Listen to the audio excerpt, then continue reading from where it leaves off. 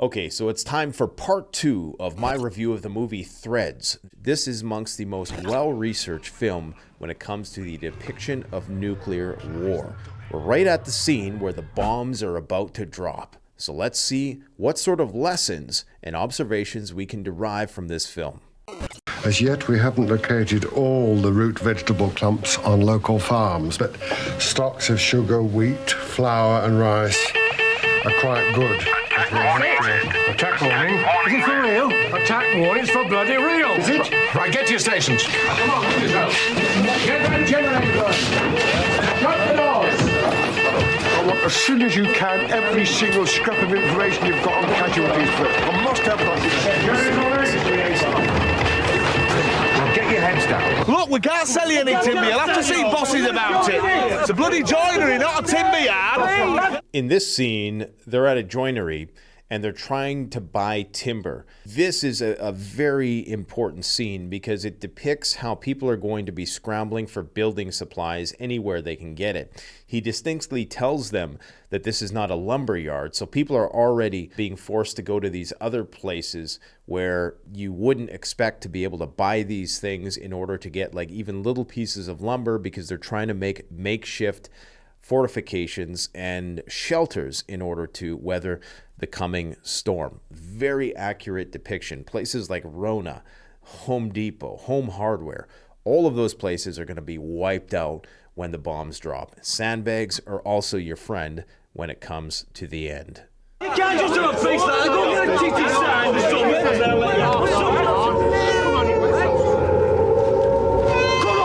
Now, there's air raid sirens going off. That's probably not going to be the case nowadays. Nowadays, your phone is likely going to send you an alert if you're lucky, and it's likely going to be some ominous emergency broadcast signal, which will be very reminiscent of the tests that you likely have already experienced on your phone.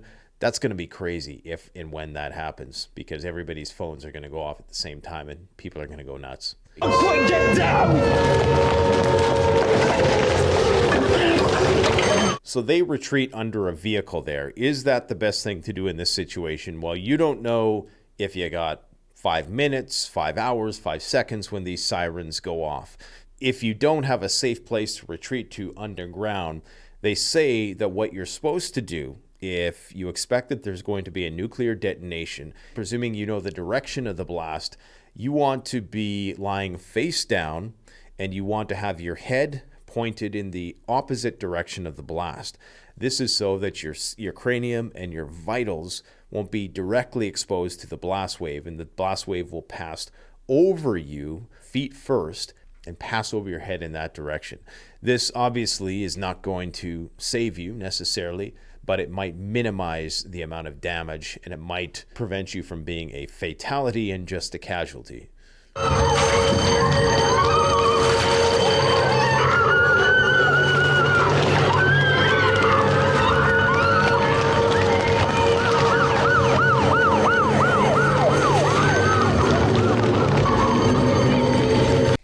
Okay, so we've seen the police sirens on the cop car there. One thing that they fail to depict in this movie is all the police and military who likely would have already went AWOL from their positions. The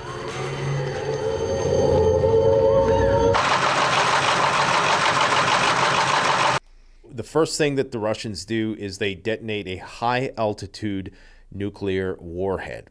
This is what's called a HEMP, a high-altitude electromagnetic pulse.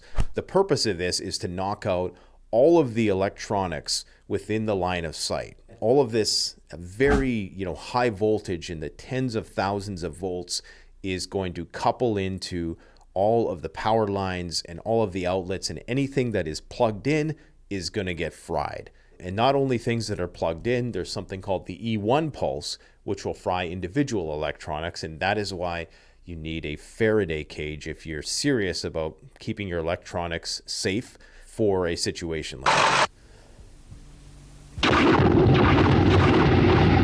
This is also going to be where the fires start. Fire is going to be a massive problem after a nuclear war. They say that the fires are what will cause nuclear winter, if you believe that theory. All of these fires from these big explosions are going to catch the surrounding forested regions on fire, grass fires, city fires that are just going to be burning and burning, and there's going to be no way to put them all out. Massive damage to communications across Britain. This, of course, will be several orders of magnitude worse because we are far more technologically dependent and interconnected nowadays. These have gone. Everything's dead. The reason why they do this first is to limit any sort of response teams from coordinating. So as you're going to see here, the government can no longer function and do anything because they've been completely cut off from communication. Jenny! Why didn't you pull the bloody aerial out? Get the standbys working. Move that! Come on!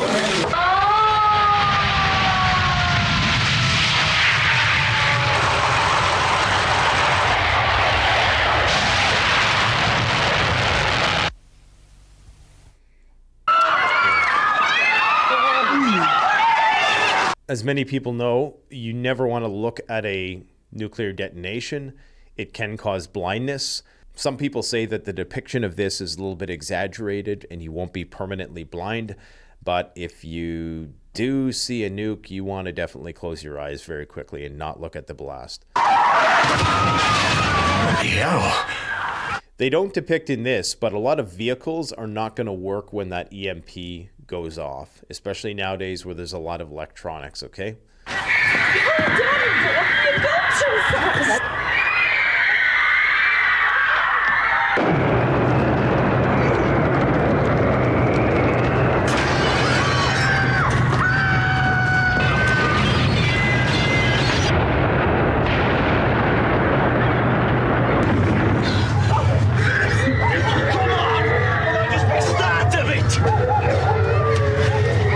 So he says there, come on, it's just the start of it.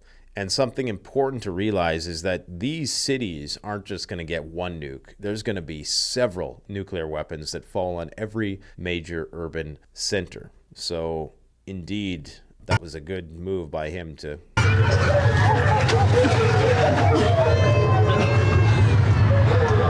Jesus Christ, they've done it.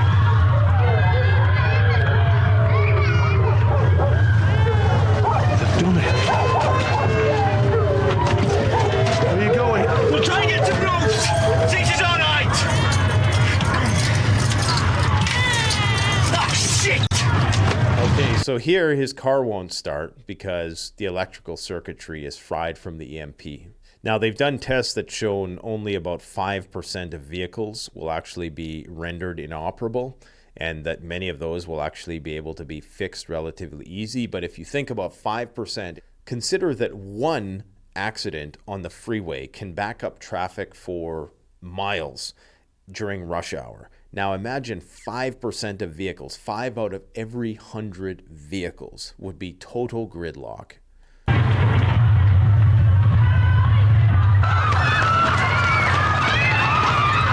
This one's on spinning layout. How big? Ground burst.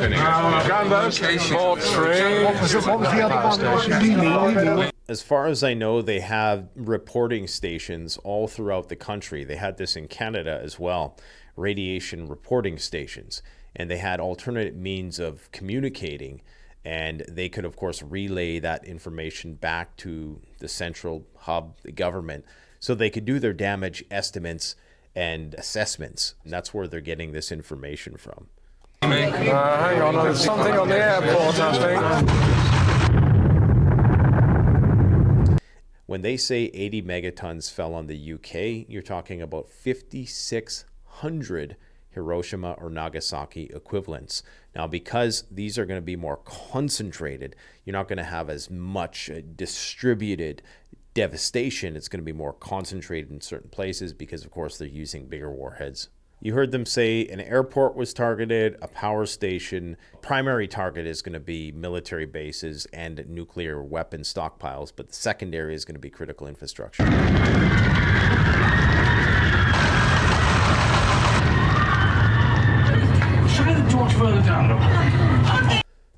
So they're saying that the blast casualties in the first salvo were 2.5 to 9 million. UK had about 56 million people in 1984. That means that about 1 in every 10 people, more or less, died in just the initial blast. Ruth! Come down here and give us a hand. Get all of that on the torch now. Ruth, come and help with your grandmother. Bruce, please!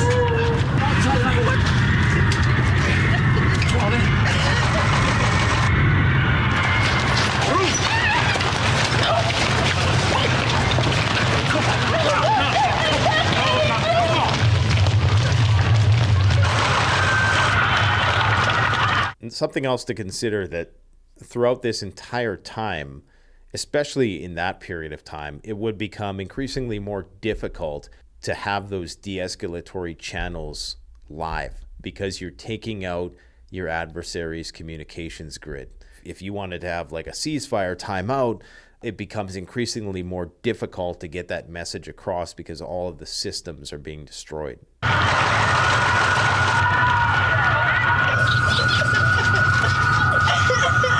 Michael!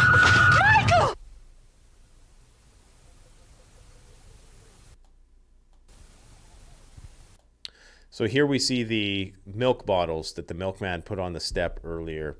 In the epicenter of a nuclear blast, it's going to reach around 1,000,000 degrees Celsius, and it's an inverse square law from that point. So after around 100 meters or so, or several hundred meters, it's going to go down to like a few thousand degrees Celsius. The severe damage zone, depending on the size of the nuclear weapon, is going to be within, a few hundred meters to a few miles. In the moderate zone, you're going to see heavy structural damage to buildings. Indeed, the thermal pulse is still going to be a bit of a factor. There's going to be fires raging. And in the broader light damage zone, that's where you're going to have things like broken windows, just debris. And then beyond that is going to be the area of fallout, which is going to be contingent on which way the wind is blowing at the time.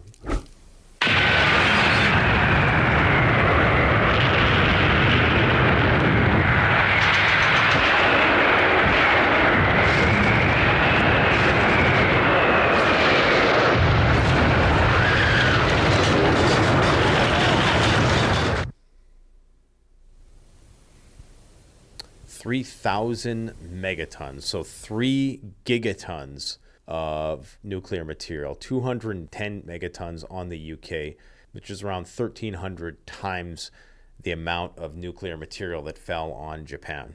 Nowadays, we actually don't have enough nuclear weapons that they would be able to allocate 210 megatons to the UK.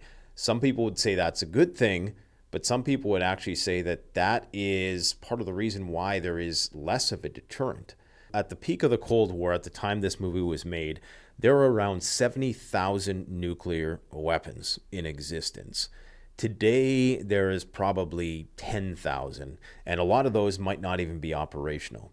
So the extent of the devastation would likely not be as bad as depicted in this movie, which actually increases the likelihood that nuclear war could happen today. The more horrifying people feel that mutually assured destruction will be, the greater of a deterrent it is in it ever happening. This is why nuclear non-proliferation can actually somewhat backfire to an extent.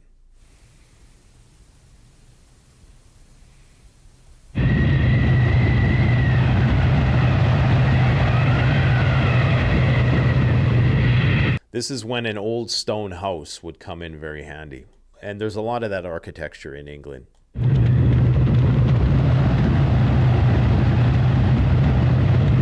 And it's lights out just like that.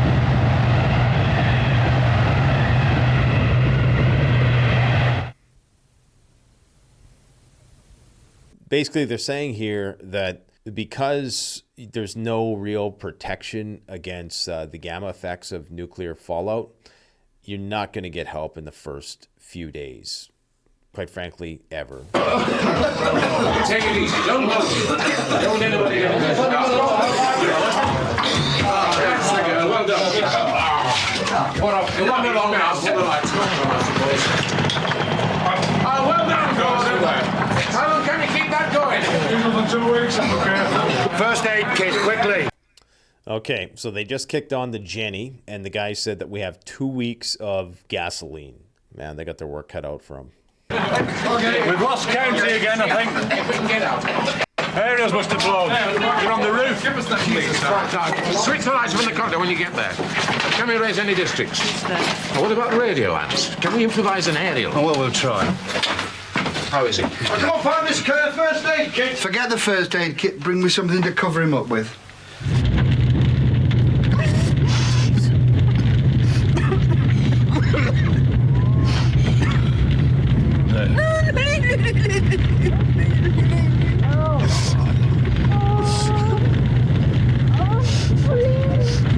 So these people were right in the thick of the thermal pulse, and it looks like they were burned pretty seriously, and they likely got a blast of prompt radiation as well.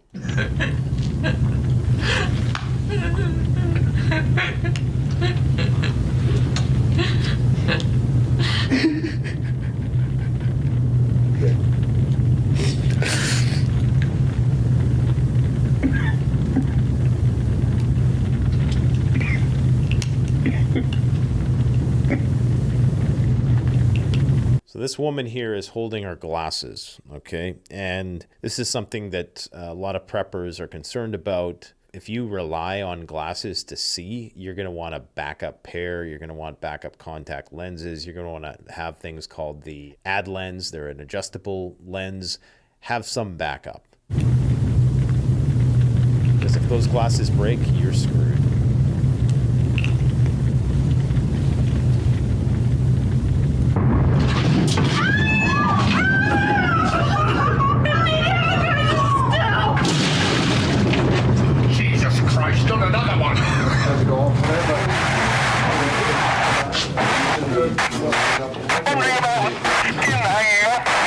It's Stocksbridge Police. What about rescue? Any idea on Casualty? Is there anything you can do? Over. Give me another bin liner.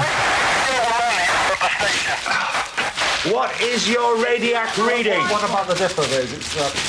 I repeat, what is your radiac reading? So what is your radiac reading in reference to they're all carrying around Geiger counters or scintillators to determine, how much radiation is. And of course, they can't be out for long exposed, otherwise they're going to die. 100. It's too high. You've got to get your men under cover. Can you get us through to the county central headquarters? Over. Last straw, I guess them. Can you patch us through? Hello? Over. Hello? Stocksbridge, are you receiving me? Over. I agree, I think. Have you heard anything from them? Look, never mind about that. Ask you about Casualty. It's so visceral, like the way they capture the panic in people's voices and just how frantic the scene is it's unlike I've ever seen in any one of these movie depictions of a nuclear We've lost them. What about Hillsborough and Stocksbridge? Any sort of Stocksbridge not too bad. Windows blown in and structural damage, but Windows not too blown bad. in that far out? Ask him where that Jesus last one was. Christ. Ask him where that last one was. Switch that thing off, will you, Gordon? The first fallout dust settles on Sheffield. It's an hour and 25 minutes after the attack. An explosion on the ground at Crewe has sucked up this debris and made it radioactive. The wind has blown it here. It's an important thing to note that fallout is more of an issue with ground burst detonations, and they do a ground burst detonation if they want to penetrate deeper or do a more focused, targeted destruction of a smaller area. But if they want a broader area to be destroyed and they're trying to kill a lot of human beings, then that's when they're going to do an airburst. This level of attack has broken most of the windows in Britain. Many roofs are open to the sky. Some of the lethal dust gets in. In these early stages, the symptoms of radiation sickness and the symptoms of panic are identical.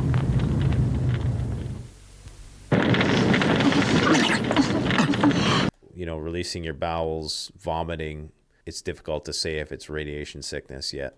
There are certain medications like potassium iodide and acute radiation sickness medication that you can use to mitigate this problem. but it's not going to be a total prophylactic. Are you all right, Ruth? Ruth? I couldn't help it. It just came on. Oh, don't worry about it, love. It's not your fault. We've all got it. I know, but I'm so ashamed. I know that. It's just the So right now, the whole place is just cooking in radiation. We haven't heard from County HQ for 2 days. Well, who the hell else have you... So you see that air coming through the vent, that's going to be contaminated air, unless they have an air filtration system, which I highly doubt they did, because they don't seem to be very well prepared. You tried. Well, send another motorcycle. There are no roads left. All the people here will be dead already. It's completely flattened. Round here, 50% will still be alive, but here, they're as good as dead already. They've probably received a lethal dose. There's no way of getting anything out. According to the Listen. Yeah. Yes, I'll pass the message on. No bloody roads at all. So this is another very important thing to keep in mind. After something like this, all the roads are gone. And so the first thing you have to do is rebuild civilization literally from the ground up and rebuild the roads that you can use to access and start reconstructing. What about Notting Road and Greenwich? Some list of vehicles. Listen, I need a steam wagon. Hey, That's all. I've got a message from Riverland Valley Police. They've managed to get through to Beat Chief Workstepper. They've got some vehicles on the road, but they're nearly out of fuel. Well, what the bloody hell have they been doing with it all? They didn't tell me. They just said they want to know whether they can get some more. And I've got no food. Oh, God. Any chance of getting through to County? Look, I've got Just let me get on with it, okay? So food, fuel, access basically turns this into a giant cluster. I love how this movie depicts the mania of the people who are trying to work things out. Just people shouting over top of each other. You can't quite hear what's being made out. But all of those little conversations are meaningful and on point in terms of it's not just random chatter. What they're saying is relevant to the scenario. So here we go. Food stocks, whatever remain, are going to be controlled by the central government, which is why you're a prepper.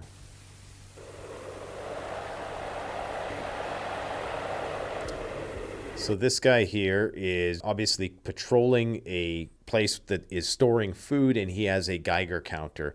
So you can have a certain amount of exposure to radiation, then you got to go to a safe place. So they're probably doing this in shifts.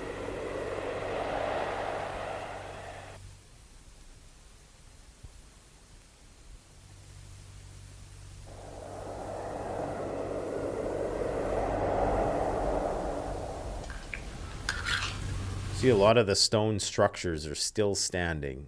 Interesting that they show toilet paper here and they show a bucket full of crap. Yeah, that's going to be a luxury that's going to run out very quickly.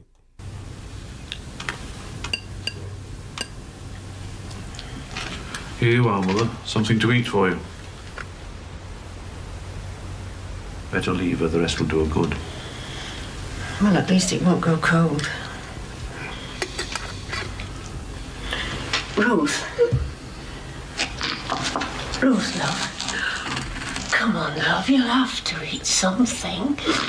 But you'll have to, love. It's not just you now, you know. The baby needs some food as well. Come on. I don't care about this baby anymore. Oh, Ruth. I wish it was dead. Don't say things like that. There's love. no point. There's no point with Jimmy dead. But you don't know. He is. I know he is. Don't be certain. Oh, we're breathing in all this radiation. All the time, my baby. Oh, baby.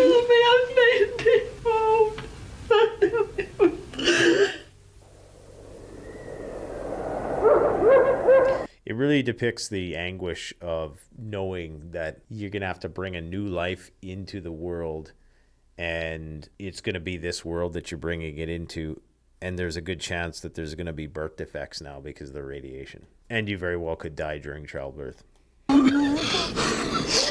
Listen, Jimmy. them gone. Listen. I didn't know that, Michael. Oh, dead. No, we don't know that. They might be safe somewhere. Oh, I wish I were dead. I wish it were me.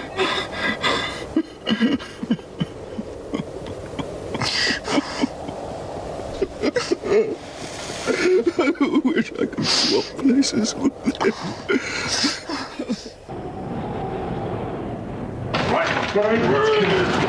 So I think that's important, what they just depicted there. They showed two people saying, I wish we were dead. I wish we could trade places with the dead. There's going to be a crisis of self-deletion. I like how the movie calls attention to the fact that a lot of people aren't going to want to survive depending on their situations, depending on how much they've been impacted by this. They say that most people can't handle more than 3 major life crises at once. That usually can consist of losing your possessions, losing a loved one, and having health problems. In a situation like this, all 3 of those boxes get checked and some. So you're going to have a lot of people who just don't want to live. How far does this go back? The bloody 4 floors have come down on this. It could go back for yards and yards.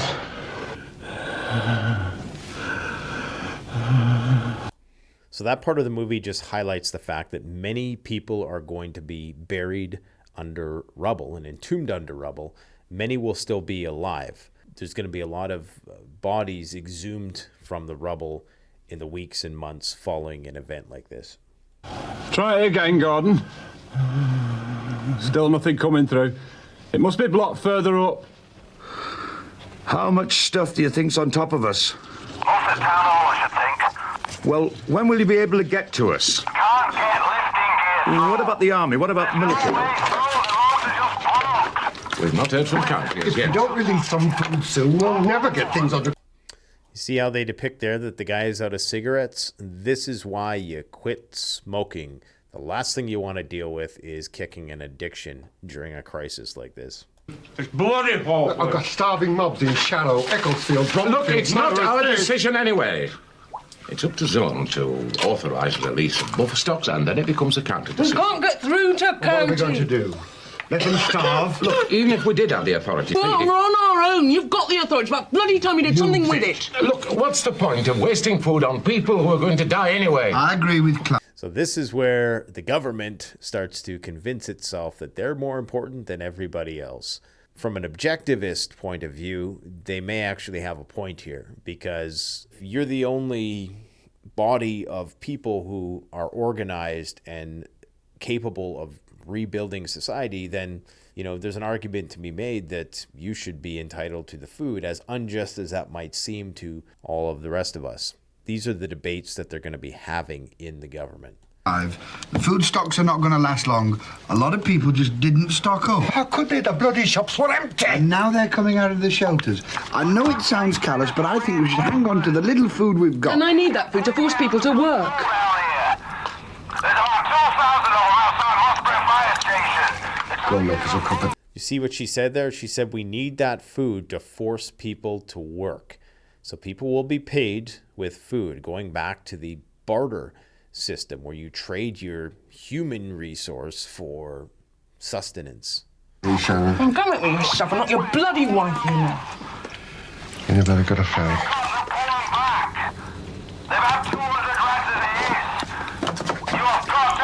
That's for your own food. He said, could I get a fag? They used to call them that back in the day, cigarettes. Look, I don't care how much trouble they're causing. We're not sending our men in there with radiation as high as that. Look, I know that. But what's the point? They're all going to die on that patch anyway. Bill, just get... Some hard decisions are going to have to be made during those periods of times. And it's going to seem callous and indifferent, but this is when you're really going to need somebody in charge who is able to do math. You can't have people exhausting very precious resources on hopeless emotional appeals. If you're the government, you got to be using your head about you, even though you hadn't up until that point. Get me a drink, please. A drink. I'll see if I can find anything.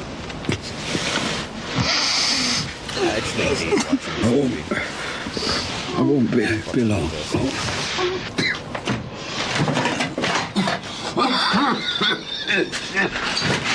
No more water pressure. There's a little bit. Quickly into the mission.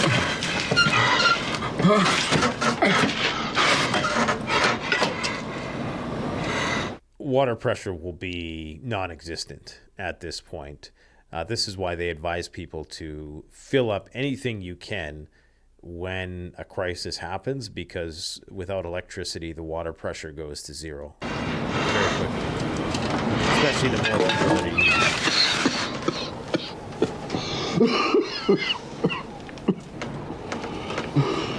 Just a minute. People are starting to emerge now because it's safe enough to be outside. For God's sake. At least for short periods. That's it. Oh, God. Oh, look at you. Just a minute.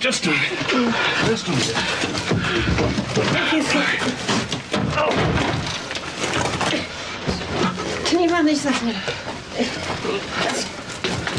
So getting rid of bodies is actually a topic that not a lot of people want to think about. Bodies, especially covered in excrement, is going to be a challenge to deal with. And you want to get that away from people because, of course, it can make you sick. All right, put it down in a minute. Put it down again. Give us one of the blankets. Ruth!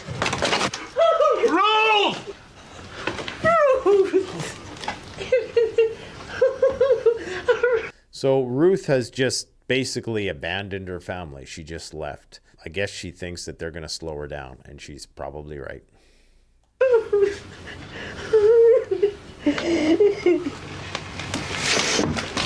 Come on, down you go. Careful.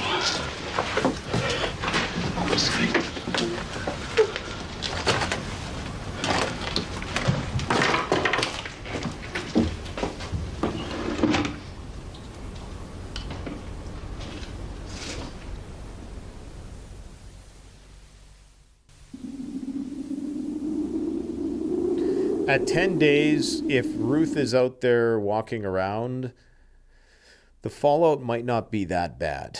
They say after a couple weeks, most of it is gone. Radiation levels are still dangerous. Residents of Relief Band A, that is Woodsey, Storrs, Hatley and Abbeydale, should not stay out of their shelters for more than 2 hours per day. Residents of Relief Band B, that is Netherledge, Monacross and Broomhill. So they're saying don't go out of the fallout shelter for more than 2 hours a day so you don't get a lethal dose or get sick. Now the temperature is also going to have significantly dropped because the sunlight is going to be blocked out because of all the dust and ash in the air. That's why everybody's, swaddled in a blanket, because it's really cold outside.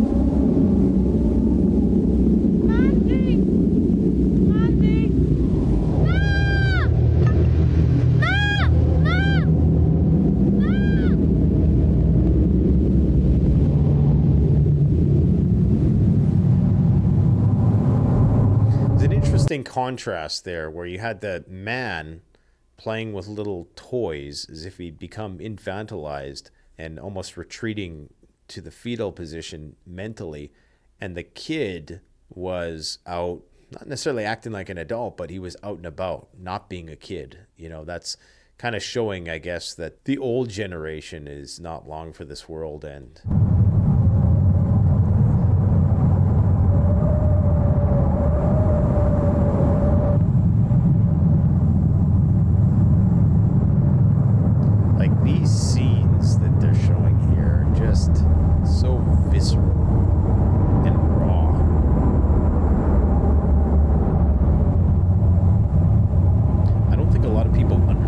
This is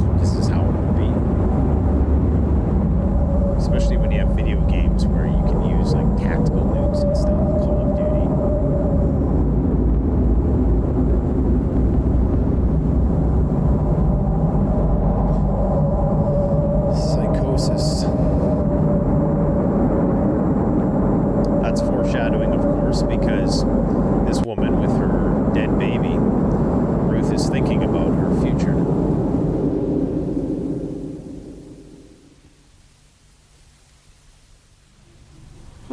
What time is it? 2:30. They still have batteries. Night or day? Night, I think. Because they've been underground so long and there's no point of reference, there's no cue, there's nothing to relate to, they've lost their sense of time. And they've done underground experiments to show that this will happen actually quite quickly. I'm not sure. I'm losing track. I'm not sure whether it's night or day anymore.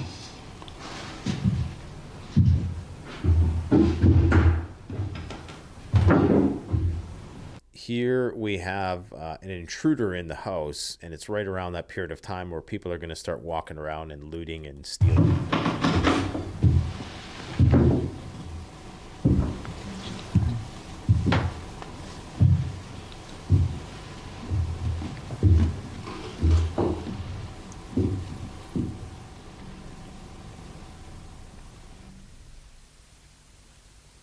Security becomes a big issue.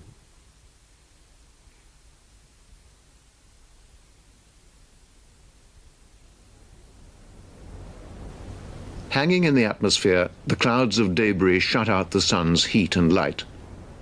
Across large areas of the northern hemisphere, it starts to get dark. It starts to get cold.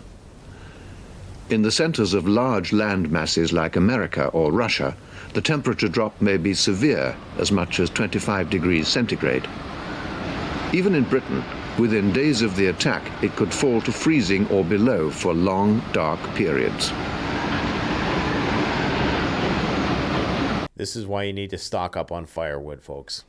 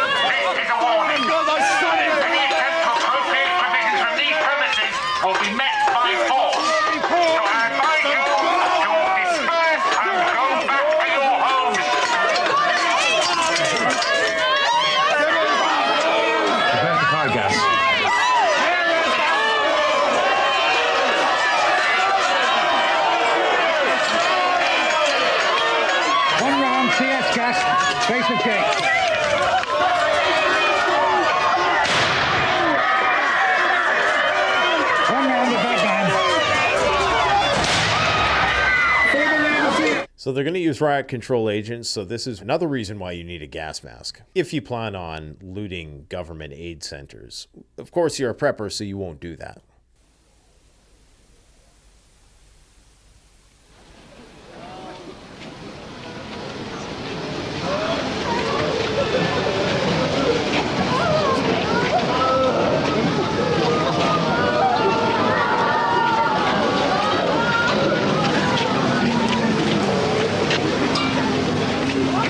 The entire peacetime resources of the British Health Service, even if they survived, would be unable to cope with the effects of even the single bomb that's hit Sheffield.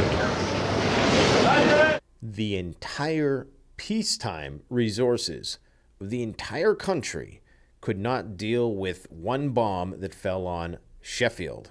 They had 210 megatons. That's the surge capacity of hospitals. And most of these hospitals will have no light, and it's going to be dark. So you're going to have, a bunch of people in dark hallways and windows blowing out, and it's just going to be absolute chaos. Most hospitals have backup diesel generators that can run for a couple weeks. Going to a hospital at this time is just pointless.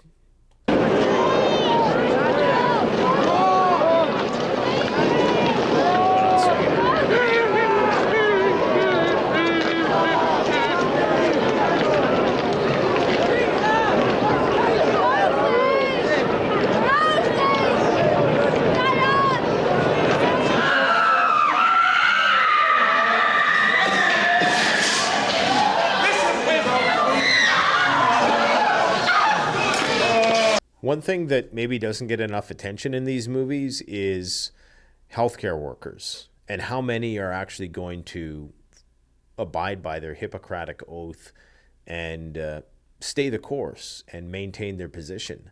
I think a lot of them are going to go AWOL as well. A lot of people just aren't going to show up for work like they didn't during the pandemic.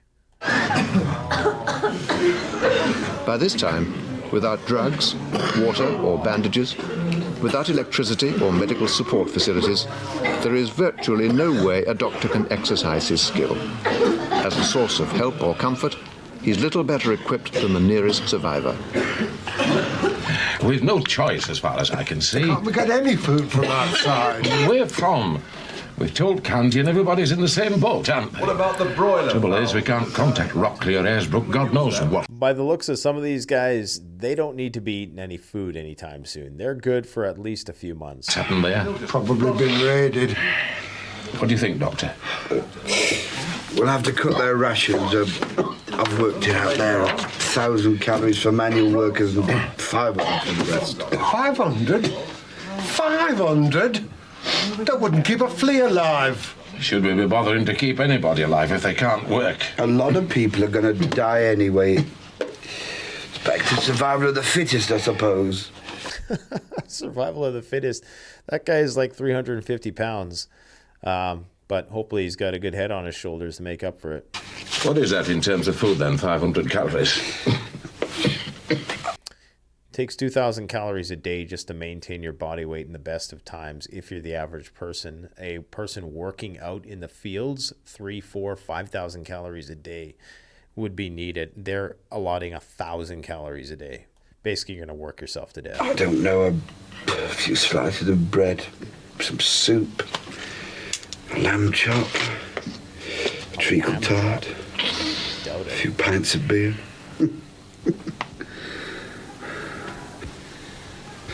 Bastards! Look, you must have an empty factory somewhere to put No, you look! I've got thousands of homeless bloody people up there walking around, and I've got enough on with them without being worried about bloody criminals. Well, you're going to have to find somewhere to put them, aren't you? Well, I don't know. Look, shoot the buggers, I don't care. So they're talking about the prisoners. Now, what are you going to do with the prisoners? This guy is like, you got to find a place for them. This guy's like, hey, they're criminals. Let's just put one in their head because they're not going to be useful to us. And I have a sneaking suspicion that that's probably what's going to happen. Many of those people in a situation like this will be left in their cells to die.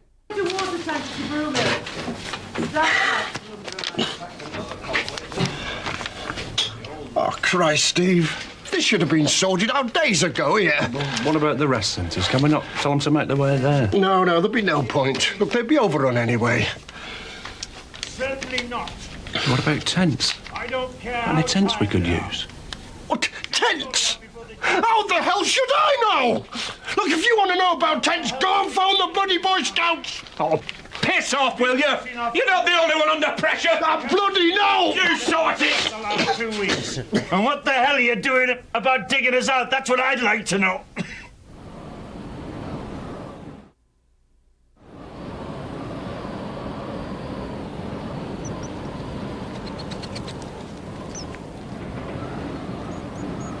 So in addition to all that the survivors have had to deal with, now they're going to have to deal with disease from rats eating all the bodies.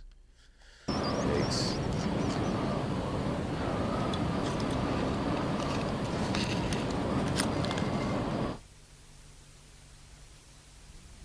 Cholera, dysentery, typhoid.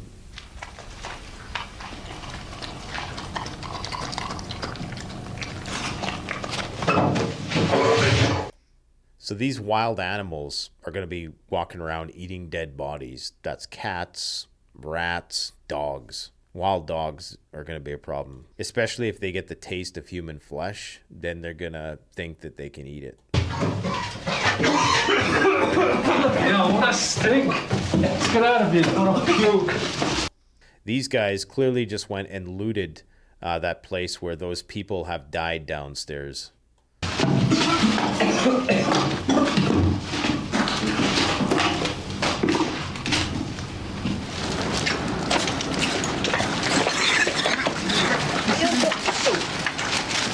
Paul! All right, fire! Number 3, around for that man over there! So this is how it's going to be, man. Looters are going to get sniped. Number 1, go in and search the house. Up against the wall! The two of you know the penalty for looting? I ain't looting. Quiet! Searching empty houses. Shut up! What choice have we got? We were hungry. What else can we do, eh? We're starving. 2 bodies in the cellar, sir. Man and a woman. Not been dead long. Man's had his head battered in. They were like that one. What's it? We're in. We ain't done nothing. Number 2, pick up the stolen goods. We ain't done anything. So the military is still trying to maintain some level of rule of law, but I don't think they're going to be able to do this. You got to understand, I mean, at this time, Britain had a much larger military. Maybe they could pull something like this off in small controlled areas, but you're talking right now, the UK military as a whole, with 80 million people, only has about 100,000 troops. Most of those guys are going to be dead or gone AWOL. So you're talking about one guy with a rifle to police however many thousands of screaming, hungry people. It's not going to happen. If anything, these guys themselves are a gang, and you can see this soldier goes and grabs the bag of stuff.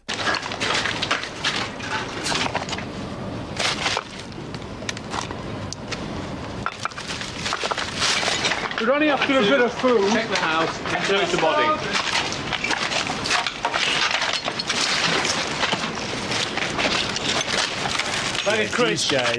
These guys are just looting the looters. Flavour are they?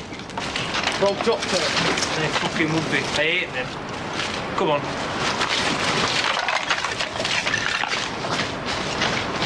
So that's basically what happened there. They don't even likely work for the government. They're just working for themselves. Maybe that's how they're getting paid. They're allowed to just basically rob people that are robbing others in order to subsist. All able-bodied citizens, men, women and children should report for reconstruction duties commencing 0800 hours tomorrow morning. The inhabitants of Release Band F, that is Dore and Totley, Abbeydale and Woodseats, should rendezvous in Abbeydale Park. Release Band B, that is Netherend... Money has had no meaning since the attack. The only... So they said that all citizens must report for reconstruction duty.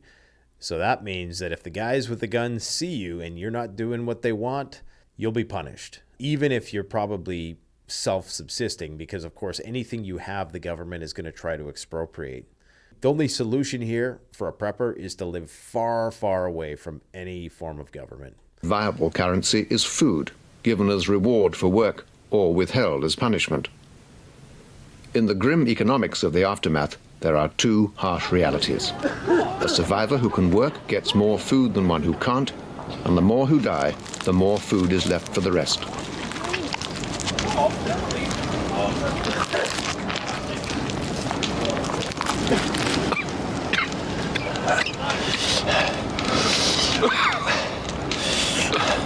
I could murder a fag now. I used to love a fag after a meal. You got all to swap. I've got some scotch.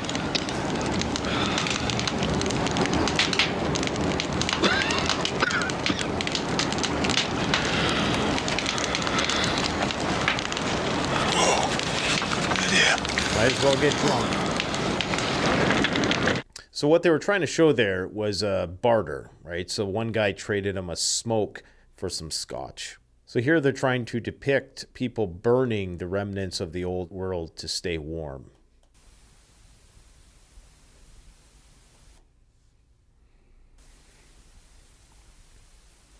So all fuel is starting to run out, it seems. And without oil and oil refinement, biodiesel, maybe you could make biodiesel, but wasteful of manpower to dig bodies, so they just let the bodies rot out in the open.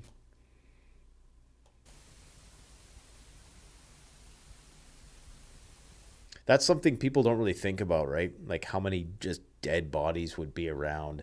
Like all of those 10 to 20 million bodies will feed all the pests and the rats and the wild dogs and the cats.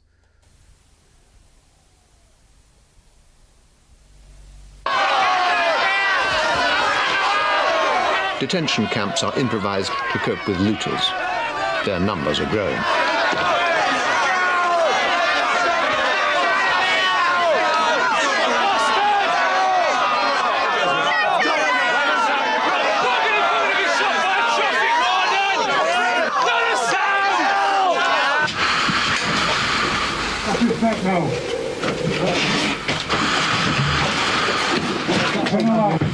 Watch yourselves here, lads. I don't think there'd be detention camps in this situation. They're not going to have the resources for that. You're doing all right down there. Quick, down there. What's the good? Come on, come on there. Okay?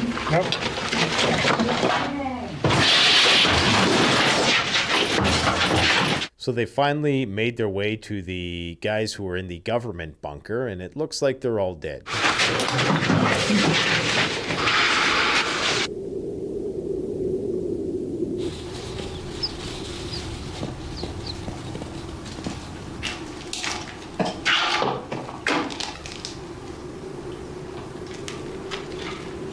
Ruth has come back home.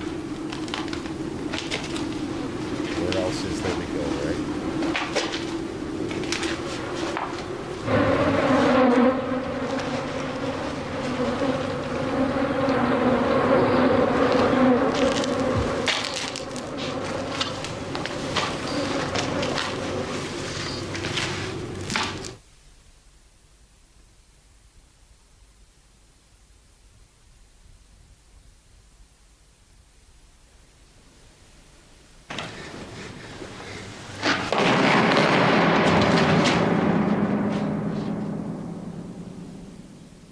Capital punishment for any criminal.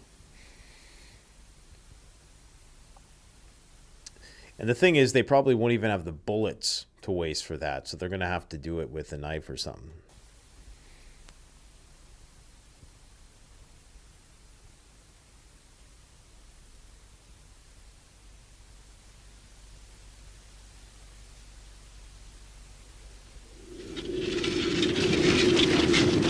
A growing exodus from cities in search of food. It's July. So this is when the people in the countryside are going to have to deal with the millions of refugees, survivors who are desperate and will do anything for food. The countryside is cold and full of unknown radiation hazards. By now, 5 to 6 weeks after the attack, deaths from the effects of fallout are approaching their peak. The show is so scientific.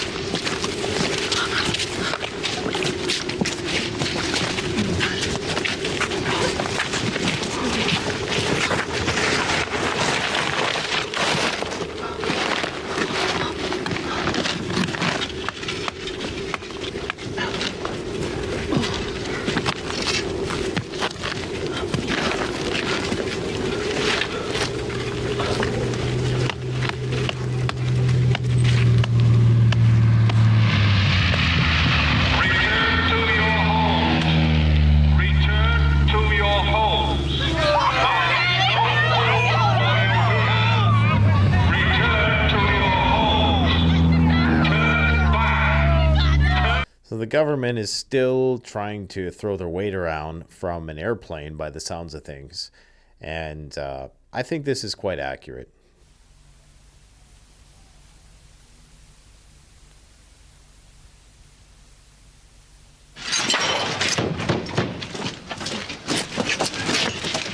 Search Langley. Yes, what do you want? You've been designated for temporary I'm having residence. no strangers coming to live here. Look, you've no choice in the matter. It's...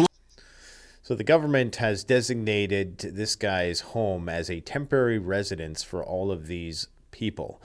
Once again, when the government decides to enact all of these war measures, you will have absolutely no property rights whatsoever. Under the new emergency regulations. I don't care what it is. This is my house and I'm having no strangers in it. Look, according to my records, you've got 4 spare rooms. Kitchen, bathroom. Stopping spare and all. They can't just come here and walk into people's houses. It's not right. Look, we're not here to argue the rights and wrongs of the matter, Besides, right? You 4. it's 1, bloody 2, dangerous. They might bring all sorts of diseases with them. Come on. He's right. They very well could bring all kinds of crazy diseases with them. And he could die. The government doesn't give a shit. Get out, will you? The whole lot of you. Gone. No, right, just a minute. Get out, the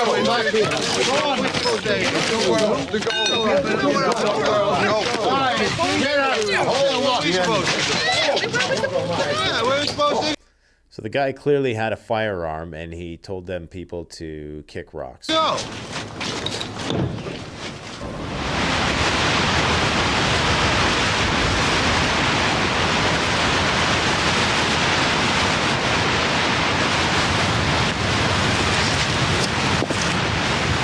So radiation has killed all of the livestock. Is it safe to eat? I don't know. How can you tell? It's got a thick coat. That should have protected it. You breathe it in though, don't you? Should be all right. In the immediate aftermath, if this animal were to die of nuclear fallout, those isotopes would still be highly radioactive. This has now been 6 weeks into the event, and there's a possibility that it is no longer as radioactive. But then again, will the meat be any good? The meat will likely have spoiled. If anything, they could use that wool coat. Sheep don't die of cold. It must be radiation. You'd be able to taste it if it were contaminated. Oh, I don't know. Anyway, we've no choice, have we? Unless we want to starve to death.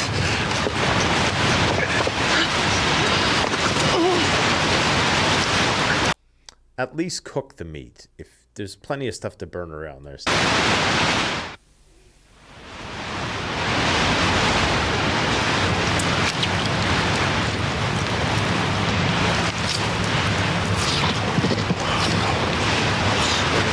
I'll take some with me. Where? City. There's nothing there.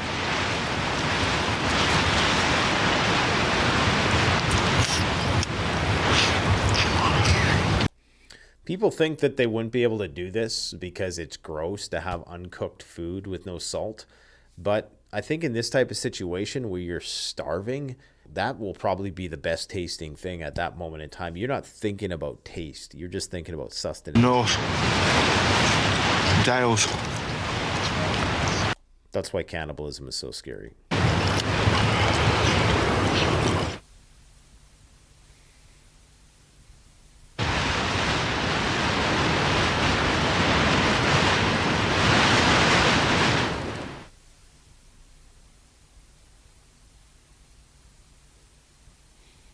75% of the population is dead. If we are to survive these difficult early months and establish a firm base for the redevelopment of our country, then we must concentrate all our energies on agricultural production. The other thing to keep in mind in this scenario is that it's very likely that the war would still be on. So you could still have the potential for more nuclear strikes months afterwards. As unlikely as it might be at this point, it's pretty much Mad Max now, but technically Russia and the East and West are still at war.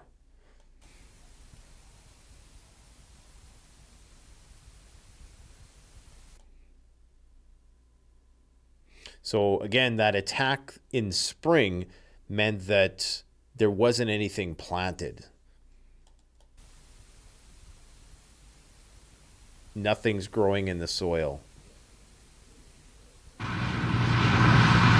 Collecting this diminished first harvest is now literally a matter of life and death.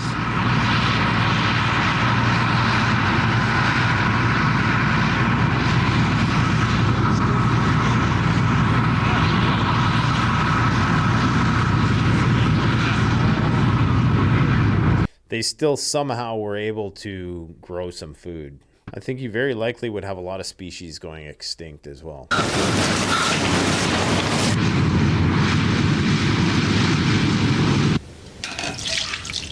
Chronic fuel shortages mean that this could be one of the last times tractors and combine harvesters are used in Britain. So that's interesting, and there's not many horses around, so that means that everything is going to have to be done by hand for many, many years to come.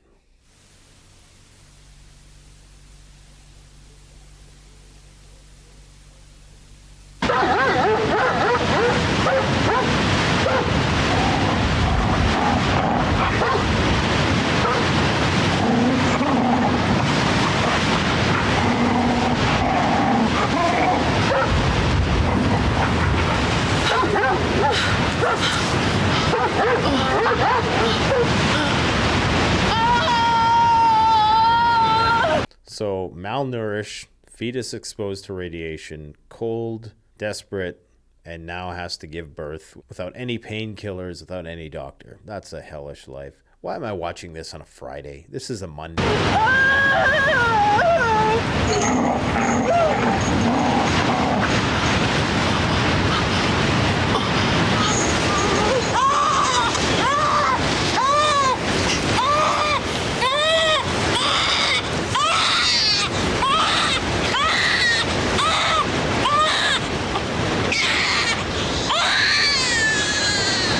As bad as this would be, this would actually probably motivate a person and give them some kind of sense of hope.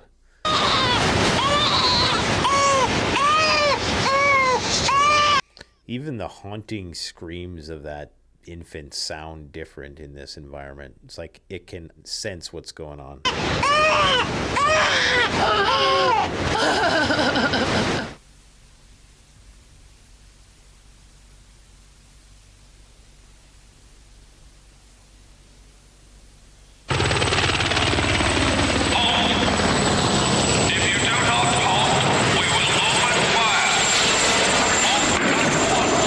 So they still have diesel and jet fuel for their helicopters.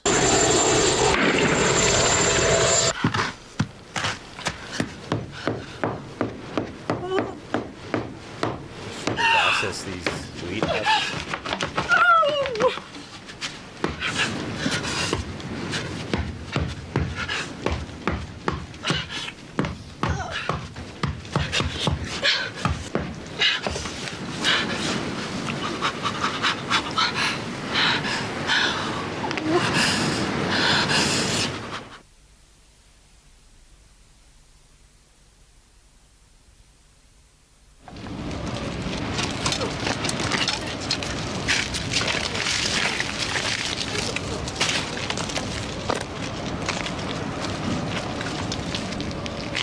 Now, because all of those rats fed on all those humans, now they're going to start eating the rats because there's rats everywhere. I guess it only makes sense.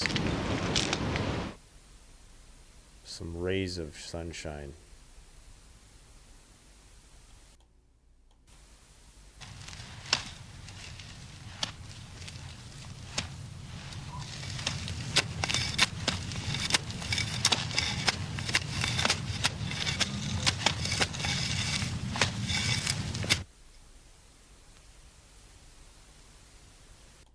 Have enough food to survive the first year, guys. Okay? Shit.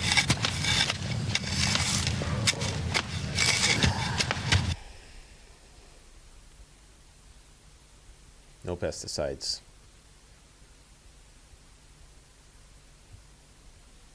Wow. Population reaches minimum.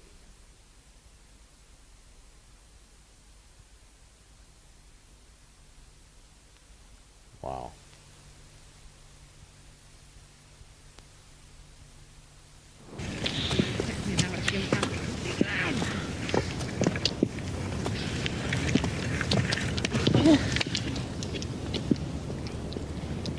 Looks like Ruth is about to kick the bucket.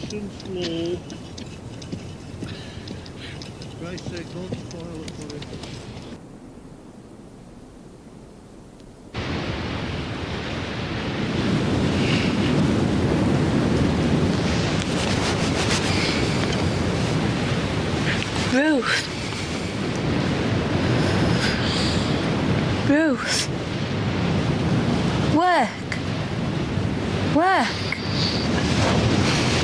Work. So these kids wouldn't really have like much of an education, and it's interesting that she calls her Ruth and not Mum.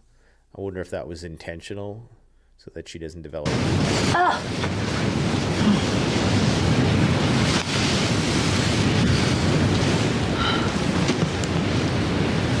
So Ruth has some pretty nasty visual problems as a result of the ultraviolet light.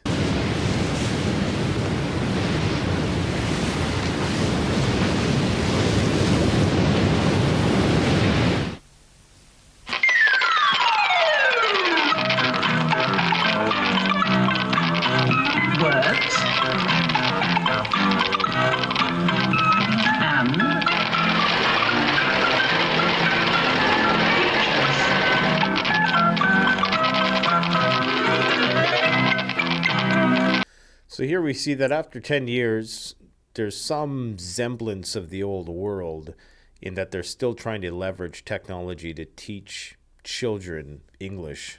Words and pictures. Skeletons and skulls of different creatures. We borrowed them from the museum. Did you? No surprise that they're talking about skeletons and skulls, as that's primarily what's left littered in the landscape. And these children will probably never see any of these animals because they're all skeletons. Do you recognize what some of those skeletons were? There was the skeleton of a cat. A cat's skeleton. The skeleton of a chicken. A chicken's skeleton. The skeleton of a bird. A bird's skeleton.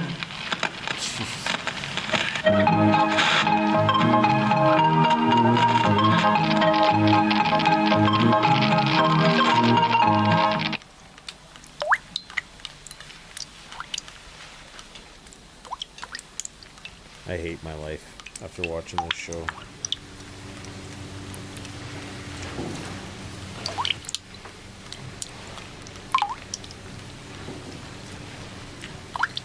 So it looks like they're disassembling old textiles and they're using the thread to make new stuff.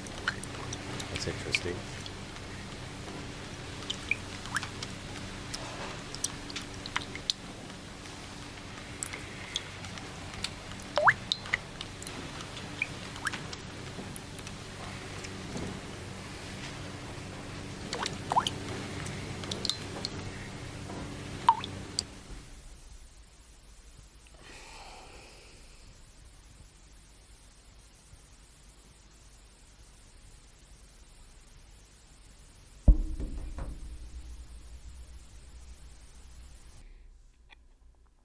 So it looks like they have steam engines coming back for farm equipment here.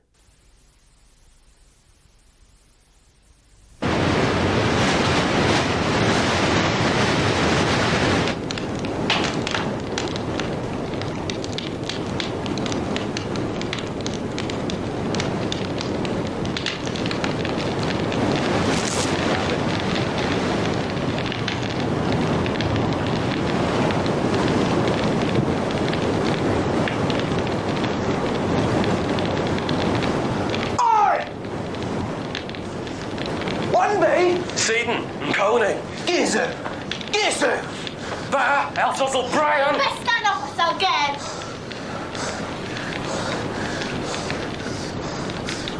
Gizem! Warren's got back. Come on, us. Where? Come on.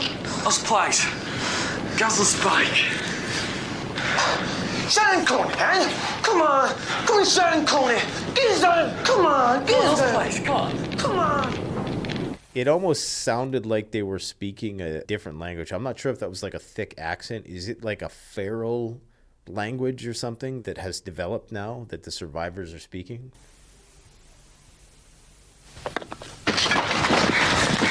back here with that! Hey, you! Come back!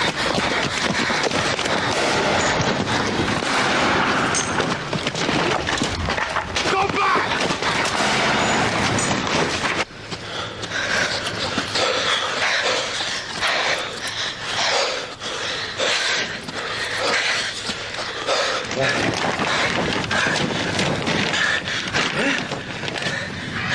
Gizzard? Come on. Gizzard. Yeah, so he can't speak English. There's some like speech pathology there. Which is likely probably pretty accurate.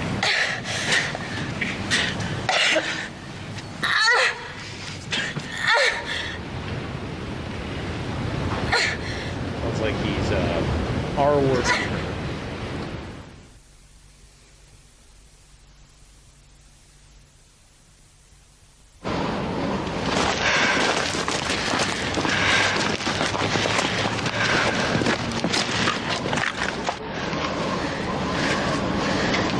So she is now pregnant.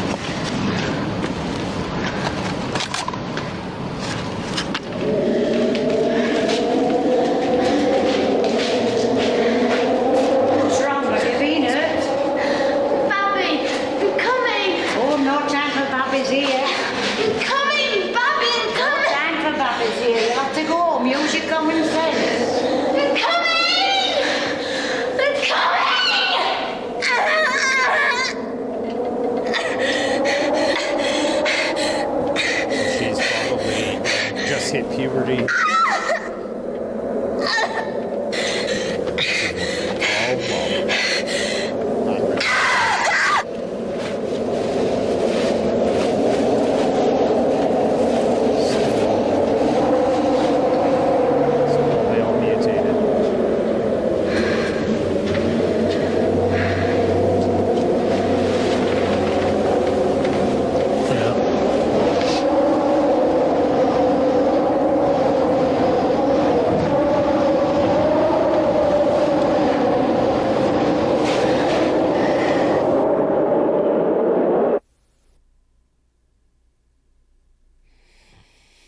Well, I know my weekend's ruined.